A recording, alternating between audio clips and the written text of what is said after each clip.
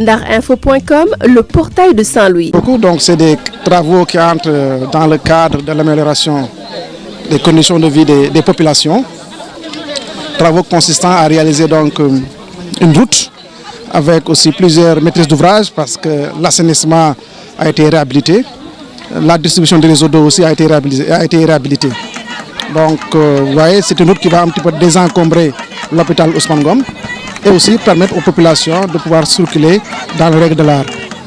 Ces travaux donc se sont déroulés d'une manière vraiment appropriée et nous sommes à peu près à 70% donc de réalisation. Cette route sur laquelle nous nous trouvons présentement est terminée. Il reste donc une deuxième voie derrière et certainement les travaux vont se poursuivre et se terminer dans les meilleurs délais.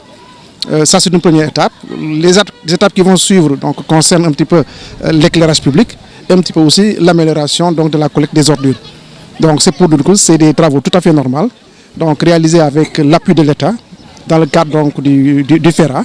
Et cela va se poursuivre ainsi au niveau de toute la commune, de tout le périmètre communal de Saint-Louis. Travaux qui sont évalués aux alentours de 600-700 millions de francs CFA environ, tout corps confondu. Donc la valeur n'est pas importante, mais c'est ce qui est important, c'est que les populations donc, feront de ces ouvrages en termes d'appropriation. Et c'est ça qui est important pour nous, et aussi en termes d'amélioration de cadre de vie.